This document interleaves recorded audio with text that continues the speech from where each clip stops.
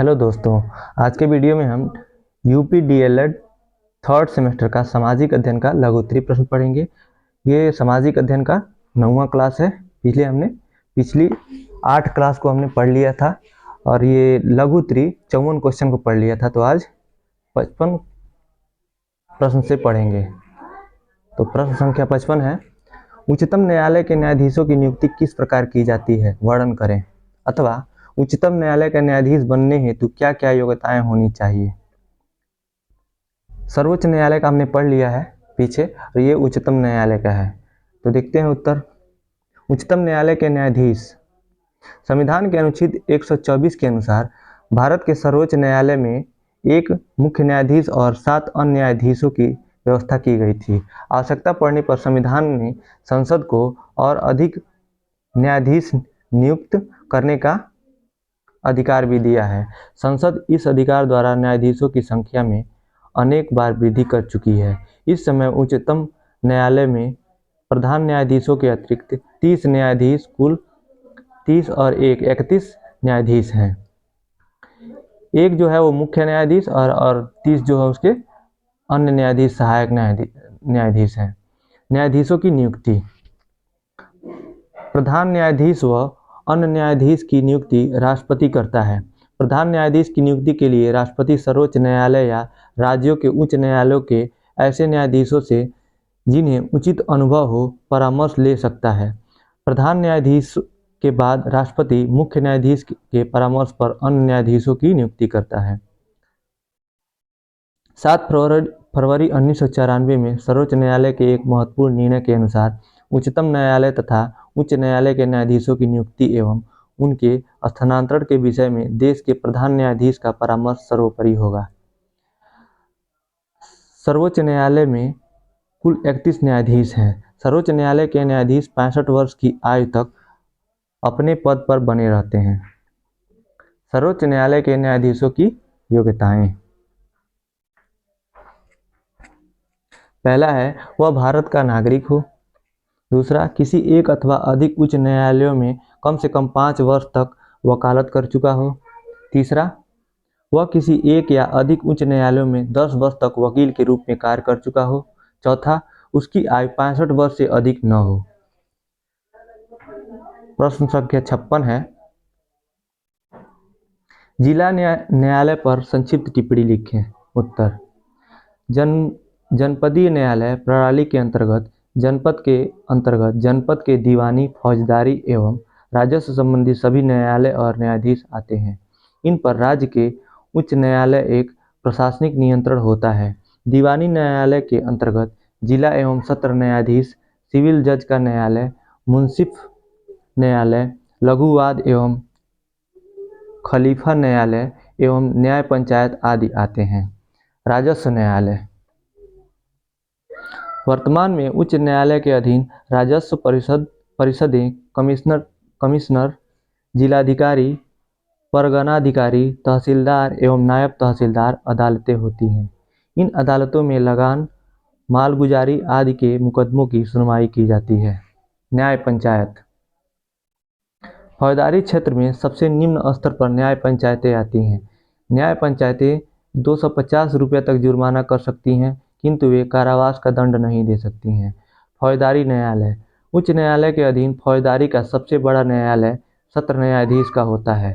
इस न्यायाधीश को जिला सेशन जज दोनों ही नामों से संबोधित किया जाता है। प्रश्न संख्या 57, निम्न पर टिप्पणी लिखें। क है एशिया और ब यूरोप, ये 2 महाद्वीप हैं, इन दोनों पे टिप्पणी लिखना है। तो उत्तर एशिया का देखते हैं।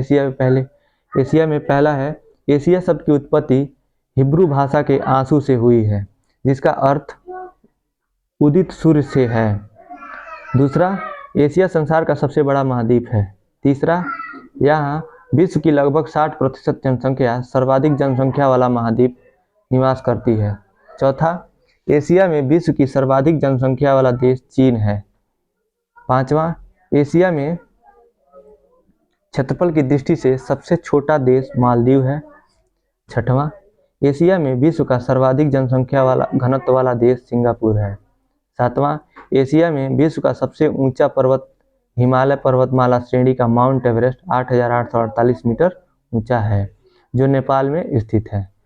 8वां, विश्व का सर्वाधिक विस्तृत पठार तिब्बत का पठार है, जो लगभग 2 लाख वर्ग किलोमीटर क्षेत्र में विस्तृत है। दूसरा देखते हैं यूरोप। एशिया महाद्वीप को यूरोप से अलग करने वाला पर्वत काकेशस है। दूसरा, यूरोप महाद्वीप में 50 देश हैं। तीसरा, यूरोप महाद्वीप क्षेत्रफल की दृष्टि से ऑस्ट्रेलिया को छोड़कर अन्य सभी महाद्वीपों से छोटा है। यूरोप महाद्वीप उत्तर में चौथा, यूरोप महाद्वीप उत्तर में उत्तरी ध्रुव सागर, दक्षिण में भूमध्य सागर और काला सागर तथा पश्चिम में अंध महासागर से घिरा है। पांचवा, यूरोप का सबसे ऊंचा शिखर एल्ब्रुज रूप से स्थित है। छठवां, यूरोप महाद्वीप की सर्वाधिक महत्वपूर्ण नदी डैन्यूब, ऑस्ट्रिया, बुल्गारिया, चेक तथा स्लोवाकिया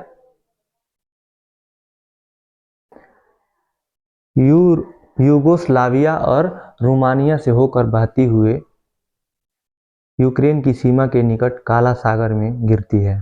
सातवां, यूरोप महाद्वीप का सबसे बड़ा नगर लंदन है, जो टेम्स नदी के तट पर बसा है। आठवां,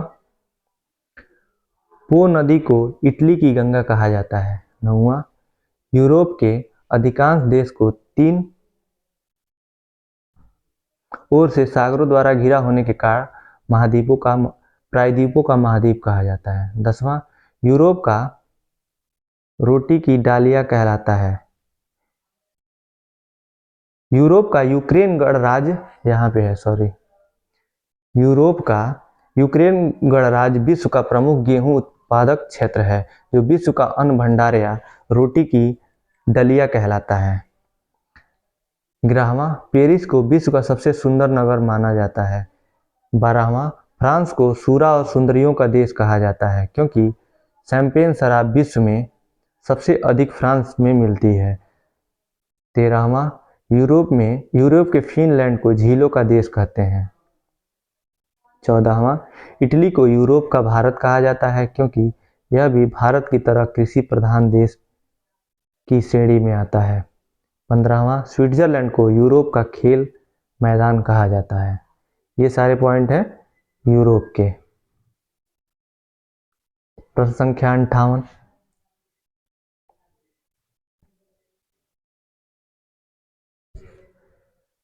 ऑस्ट्रेलिया महाद्वीप का सामान्य परिचय दीजिए। उत्तर, ऑस्ट्रेलिया की खोज एबेल तस्मान एवं कप्तान कुक ने की थी। दूसरा, इस महाद्वीप में कुल 14 देश हैं। तीसरा, ऑस्ट्रेलिया के मूल निवासियों को एबोर्जिन्स कहा जाता है। चौथा, ऑस्ट्रेलिया महाद्वीप का सबसे बड़ा देश ऑस्ट्रेलिया एवं सबसे छोटा देश पेरू है। पांचवा, ऑस्ट्रेलिया का सबसे ऊंचा पर्वत माउंट कोस्कियुस्को है। छठवां, ऑस्ट्रेलिया की सबसे लंबी नदी मर्रे है। सातवां, इस महाद्वीप का प्रमुख मरुस्थल विक्टोरिया तथा गिब्सन है। आठवां, ऑस्ट्रेलिया की प्रमुख पर्वत श्रृंखला ग्रेट डिवाइडिंग रेंज है। नौवां, ऑस्ट्रेलिया के दक्षिण में स्थित न्यूजीलैंड को दक्षिण का ब्रिटेन कहते हैं।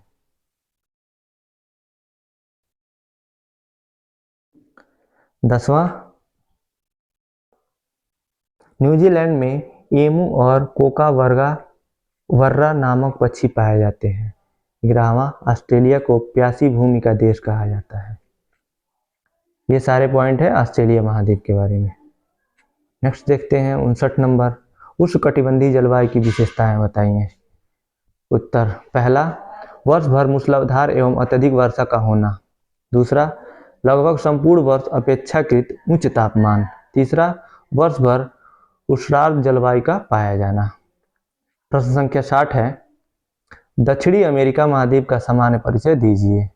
उत्तर में पहला है, दक्षिणी अमेरिका विश्व का चौथा बड़ा महाद्वीप है। दूसरा, इसका क्षेत्र इकाई, दहाई, सैकड़ा, हजार, 10,000, लाख, 10 लाख, करोड़, 1,77,98,500 वर्ग किलोमीटर है। तीसरा, दक्षिणी अमेरिका में कुल 12 देश हैं, इनमें ब्राजील सबसे बड़ा देश है। चौथा, फॉकलैंड द्वीप सबसे छोटा देश है।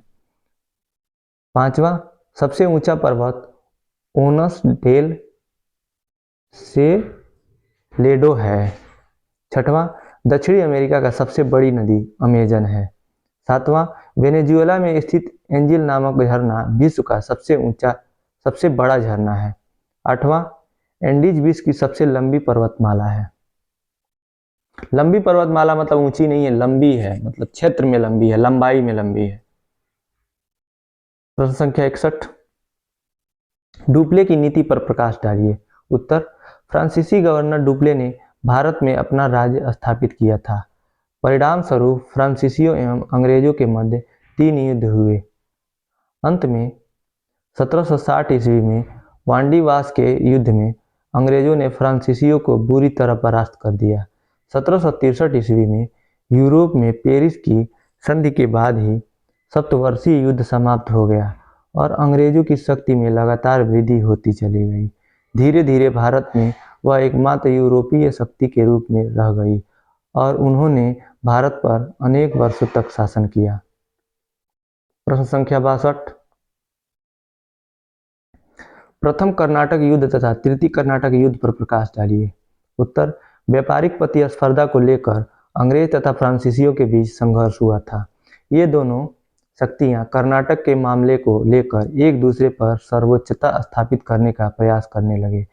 कर्नाटक के मामले में फ्रांसीसी चादा साहब के साथ युद्ध कर रहे थे, जबकि अंग्रेज अनबरुद्दीन के साथ थे। प्रथम कर्नाटक युद्ध में कोई ठोस परिणाम सामने नहीं आया, किंतु 1756 से 63 ईस्वी तक हुए सप्तवर्षीय युद्ध के परिणाम स्वरूप भारत में भी तृतीय कर्नाटक युद्ध का प्रभाव पड़ा। इस युद्ध में अंग्रेजों ने फ्रांसीसियों पर अपनी सर्वोच्चता सिद्ध कर दी। फ्रांसीसियों को परास्त करने के साथ ही अंग्रेजों का शक्तिशाली रूप में उदय हुआ। प्रश्न संख्या 63, लोकसभा की सदस्यता के लिए अनिवार्य योग्यताएं बताइए। उत्तर, लोकसभा की सदस्यता हेतु अनिवार्य योग्यताएं निम्न है। यह अति लघु उत्तरी में आ चुका है, फिर से देख लेते हैं इसको। पहला योग्यता है वह व्यक्ति भारत का नागरिक हो। दूसरा, उसकी आयु 25 वर्ष या इससे अधिक हो। तीसरा, भारत सरकार अथवा किसी राज्य सरकार के अंतर्गत वह लाभ के पद पर न हो, मतलब कोई सरकारी जॉब ना हो उसके पास। चौथा, वह पागल या दिवालिया ना हो। प्रश्न संख्या 64, लोकसभा अध्यक्ष के कार्य एवं अधिकार बताइए। उत्तर, पहला है सदन के सदस्यों के प्रश्नों को स्वीकार करना, उन्हें नियमित करना व नियम के विरुद्ध घोषित करना। दूसरा, वह विचाराधीन विधेयक पर बहस रुकवा सकता है। तीसरा, किसी विषय को लेकर प्रस्तुत किया जाने वाला कार्य स्थगन अध्यक्ष की अनुमति से पेश किया जा सकता है। चौथा, संसद व राष्ट्रपति के पत्र व्यवहार करना तथा कोई विधेयक धन विधेयक है या नहीं, यह निर्णय अध्यक्ष ही करता है। पांचवा, अध्यक्ष द्वारा धन विधेयक के रूप में प्रभावी विधेयक की प्रकृति के प्रश्न पर न्यायालय में या किस सदन में या राष्ट्रपति द्वारा विचार नहीं किया जाएगा। अब प्रश्न संख्या 65 देखते हैं। मंत्रिमंडल पर टिप्पणी लिखिए। सब पे टिप्पणी है, सबके बारे में ही लिखना है, जो भी आप जानते हैं उसमें लिख देंगे। इसका उत्तर देखते हैं। मंत्रिमंडल मंत्रिपरिषद की एक छोटी एवं महत्वपूर्ण संस्था है। प्रधानमंत्री के कैबिनेट मंत्री को मंत्रिमंडल कहा जाता है। महत्व की दृष्टि से मंत्रिमंडल मंत्रिपरिषद की तुलना में अधिक महत्वपूर्ण संस्था है, क्योंकि शासन के कार्य में इसका विशेष महत्व होता है। इसका संचालन मंत्रिमंडल द्वारा किया जाता है। मंत्रिमंडल की सदस्यता महत्वपूर्ण होती है, इसलिए प्रत्येक सांसद मंत्रिमंडल का सदस्य बनना चाहता है। यदि प्रधानमंत्री त्यागपत्र दे देता है तो मंत्रिमंडल और मंत्रिपरिषद दोनों ही भंग हो जाते हैं। प्रश्न संख्या 66, संसद का मंत्रिपरिषद पर टिप्पणी लिखिए। संसद का मंत्रिपरिषद पर नियंत्रण पर टिप्पणी लिखिए। इसका उत्तर देखते हैं। संविधान के अनुसार कार्यपालिका अर्थात मंत्रिपरिषद का गठन लोकसभा में से किया जाता है, इसलिए मंत्रिपरिषद संसद के प्रति सामूहिक रूप से उत्तरदायी होता है। संसद का प्रमुख कार्य कार्यपालिका पर नियंत्रण रखना होता है। इसलिए संसद विभिन्न प्रकार के मंत्रिपरिषद पर नियंत्रण रख सकती है। जैसे संसद के सदस्य मंत्रियों से सरकारी नीति व सरकार के कार्यों के संबंध में प्रश्न पूछ सकते हैं, उनकी आलोचना कर सकते हैं तथा उनके विरुद्ध अविश्वास प्रस्ताव, काम रोको प्रस्ताव आदि के द्वारा नियंत्रण रख सकते हैं। इसके अतिरिक्त संसद सरकारी विधेयक तथा बजट को अस्वीकार करके मंत्रियों के वेतन में कटौती का प्रस्ताव स्वीकार करके अपना विरोध प्रदर्शित कर सकती है। प्रश्न संख्या 67 देखते हैं। निम्न पर टिप्पणी लिखें। क है राज्यसभा के सदस्यों की योग्यताएं। ख है लोकसभा के सदस्यों की योग्यताएं। ग राष्ट्रपति पद की योग्यताएं। सबका योग्यता लिखना है। तो पहला देखते हैं, इसमें पहला है राज्यसभा के सदस्यों की योग्यताएं। उसमें पहला है भारत का नागरिक होना चाहिए उसको। दूसरा, वह 30 वर्ष की आयु पूर्ण कर चुका हो। तीसरा, वह पागल या दिवालिया ना हो। चौथा, संसद द्वारा निर्धारित सभी शर्तें पूरी करता हो। पांचवा, वह संघ अथवा राज्य सरकार के अधीन किसी लाभ के पद पर न हो। ख है इसका लोकसभा के सदस्यों की योग्यताएं। इसमें पहला है वह भारत का नागरिक हो, वह 25 वर्ष की आयु पूर्ण कर चुका हो, वह पागल या दिवालिया ना हो, वह लोकसभा के किसी निर्वाचन क्षेत्र में मतदाता और अन्य सभी अनिवार्य शर्तों को पूरा करता हो। लोकसभा में उम्र 25 वर्ष होना चाहिए और राज्यसभा में 30 वर्ष होना चाहिए, और राष्ट्रपति पद के लिए 35 वर्ष होना चाहिए एज। तो देखते हैं ग राष्ट्रपति पद की योग्यताएं। पहला है भारत का नागरिक हो। दूसरा, वह 35 वर्ष की आयु पूर्ण कर चुका हो। तीसरा, लोकसभा का सदस्य निर्वाचित होने की योग्यता रखता हो। चौथा, वह संघ अथवा राज्य सरकार के अधीन किसी लाभ के पद पर न हो। पांचवा, वह संसद अथवा राज्य विधानमंडलों के में किसी सदन का सदस्य न हो। 68 है प्रश्न संख्या 68। वित्त विधेयक पारित होने की प्रक्रिया बताइए। उत्तर, धन संबंधी विधेयक लोकसभा में ही मंत्रियों द्वारा प्रस्तुत किए जा सकते हैं। इन्हें प्रस्तुत करने के पूर्व इनके संबंध में राष्ट्रपति की पूर्व स्वीकृति प्राप्त करना आवश्यक होता है। लोकसभा में पारित होने के बाद इसे राज्यसभा में भेजा जाता है। राज्यसभा विचार करने हेतु 14 दिन तक अपने पास रोक सकती है। यदि राज्यसभा विधेयक को 14 दिन के अंदर पारित कर देती है तो दोनों सदनों को की स्वीकृति से विधेयक पारित समझा जाता है। दोनों सदनों में पारित होने के बाद विधेयक को राष्ट्रपति के पास औपचारिक स्वीकृति के लिए भेजा जाता है। राष्ट्रपति इस विधेयक पर अपनी स्वीकृति देने के लिए बाध्य होता है। राष्ट्रपति के हस्ताक्षर के बाद यह विधेयक कानून बन जाता है। प्रश्न संख्या 69।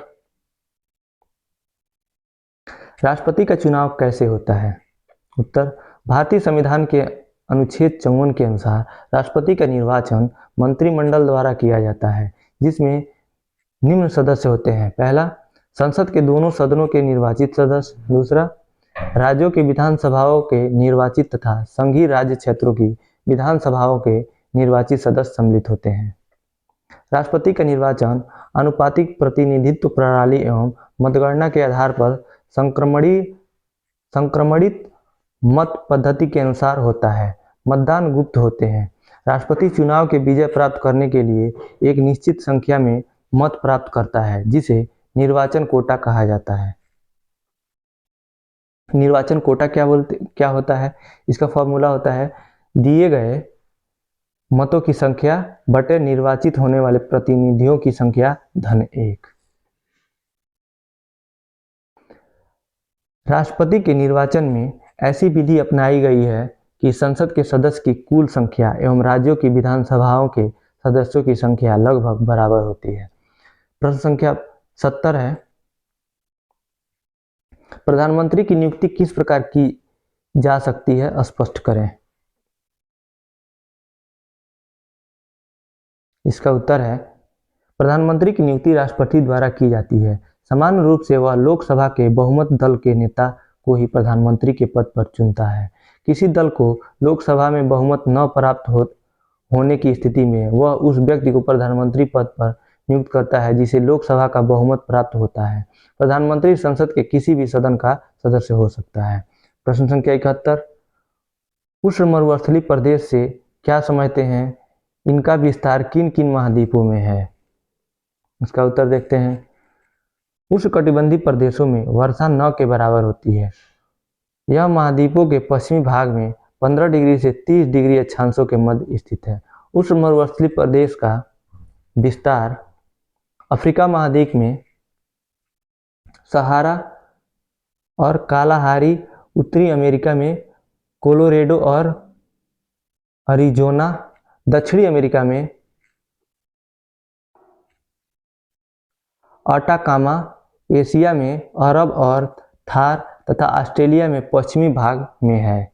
प्रश्न संख्या 72 है, शक्ति के साधन के रूप में पेट्रोलियम पर निबंध लिखिए। उत्तर, शक्ति के साधन। पेट्रोलियम की उत्पत्ति वनस्पतियों एवं समुद्री जीव जंतुओं जो प्राचीन काल में डेल्टाओं, झीलों और समुद्रों में रहते थे, वे किसी कारणवश दब जाने से पृथ्वी की गर्मी व दबाव से आसवन क्रिया के फलस्वरूप हुई है। पेट्रोलियम या खनिज तेल का अधिकाधिक उपयोग ताप, प्रकाश, चालक शक्ति एवं मशीनों को चिकना करने के लिए किया जाता है। इसने अपने गुणों के कारण ही जल, थल एवं वायु यातायात में क्रांति लाने में महत्वपूर्ण भूमिका है। पेट्रोलियम भूगर्भ से अशुद्ध अवस्था में निकाला जाता है। विभिन्न उपयोगों में लाने से पूर्व इसे परिशोधित किया जाता है। पेट्रोलियम परिशोधन से गैसोलीन, पेट्रोल, डीजल, मिट्टी का तेल, चिकना करने का तेल, paraffin, naphtha, Vaseline, grease, coke, मोम, कृत्रिम रंग, रबड़, नायलॉन आदि पदार्थ प्राप्त होते हैं। विश्व में पेट्रोलियम के भंडारों तथा उत्पादन का वितरण बहुत ही असमान है। विश्व के खनिज तेल के कुल भंडारों का लगभग 2/3 भाग दक्षिण पश्चिमी एशिया में फारस की खाड़ी के देशों में संचित है। इन देशों में कुवैत, सऊदी अरब, ईरान, इराक तथा संयुक्त अरब अमीरात प्रमुख हैं। इन देशों में तेल का अस्थायी उपयोग बहुत कम है। विश्व के कुल निर्यात का 75% तेल इन देशों से ही प्राप्त होता है। संयुक्त राज्य अमेरिका विश्व में खनिज तेल का सबसे बड़ा उत्पादक तथा उपभोक्ता है। यहाँ Pennsylvania, Texas, Oklahoma, Kansas, California, Louisiana तथा व्योमिंग में तेल उत्पादक क्षेत्र हैं। प्रश्न संख्या 73 देखते हैं। वे कौन से विभिन्न तरीके हैं जिनके द्वारा लोकसभा केंद्रीय मंत्रिपरिषद पर नियंत्रण रखती है? इसका उत्तर है, भारत में संसदीय शासन व्यवस्था है। इस व्यवस्था में कार्यपालिका व्यवस्थापिका के प्रति उत्तरदायी होती है। संसद यानी कि लोकसभा मंत्रिपरिषद पर निम्न तरीकों द्वारा नियंत्रण रखती है। पहला है अविश्वास प्रस्ताव पास करके। मंत्रिपरिषद तभी तक अपने पद पर सत्तारूढ़ रह सकती है जब तक उसे लोकसभा का विश्वास प्राप्त है। लोकसभा अविश्वास प्रस्ताव पारित करके मंत्रिपरिषद को बर्खास्त कर सकती है। दूसरा, बजट में कटौती करके। संसद मंत्रिपरिषद की किसी महत्वपूर्ण नीति को अस्वीकार करके या किसी मंत्री द्वारा प्रस्तावित महत्वपूर्ण विधेयक को अस्वीकार करके या बजट में कटौती प्रस्ताव पारित करके मंत्रिपरिषद पर नियंत्रण रखती है। तीसरा है काम रोको प्रस्ताव या निंदा प्रस्ताव। संसद काम रोको प्रस्ताव और निंदा प्रस्ताव पारित करके भी मंत्रियों पर नियंत्रण रखती है। चौथा, प्रश्न पूछकर।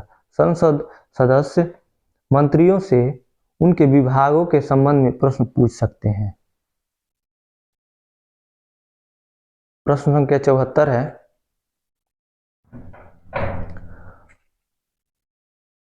वन संरक्षण क्या है? इसके उपयोगों को सुझाइए। उत्तर, वनों के निरंतर विनाश और ह्रास के दुष्प्रभावों को देखते हुए इनका संरक्षण किया जाता है। भारत सरकार ने वन संरक्षण पर विशेष बल दिया है तथा वन संरक्षण हेतु वन महोत्सव तथा सामाजिक वानिकी जैसे अनेक कार्यक्रमों को संचालित किया गया है। वन संरक्षण के लिए निम्नलिखित उपाय करने चाहिए। पहला क्या है? वृक्षों की अनावश्यक और अंधाधुंध कटाई पर रोक। दूसरा, वृक्षारोपण को प्रोत्साहन एवं वृक्षों की देखभाल। तीसरा, अनियंत्रित पशुचारण पर प्रतिबंध। चौथा, रोगग्रस्त पेड़ों की समाप्ति। पांचवा, जंगलों में लगने वाली आग पर अविलंब नियंत्रण। छठवां, वन संरक्षण संबंधी धन जागरण विज्ञापन तथा संरक्षण के विभिन्न कार्यक्रमों का आयोजन।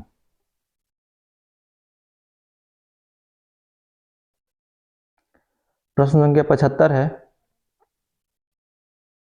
भारत में जनहित याचिका का आरंभ कब हुआ? जनहित याचिका के 2 लाभ लिखिए। उत्तर, जनहित याचिका का आरंभ वर्ष 1982 में मुख्य न्यायाधीश P.N. भगवती द्वारा किया गया था। सोनिया हुर्रा द्वारा लिखित पुस्तक पब्लिक इंटरेस्ट लिटिगेशन 1993 में जनहित याचिका की निम्न परिभाषा दी। जनहित याचिका एक ऐसी याचिका है जिसका उद्देश्य लोक हानि को रोकने, सरकारी दायित्व को लागू करने तथा जनहित की रक्षा करना होता है। जनहित याचिका के लाभ, इसके लाभ में पहला,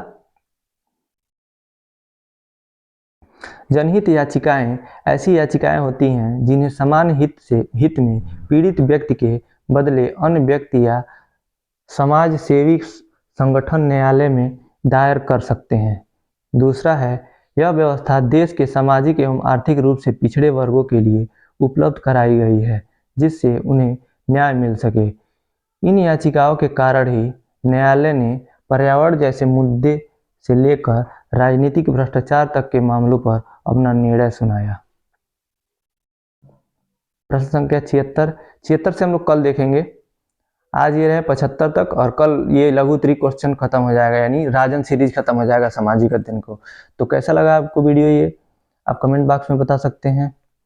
अगर आपको ये वीडियो अच्छा लगे तो इसको लाइक कीजिए, अपने दोस्तों के साथ शेयर कीजिए और चैनल पे नए हैं तो चैनल को सब्सक्राइब कीजिए।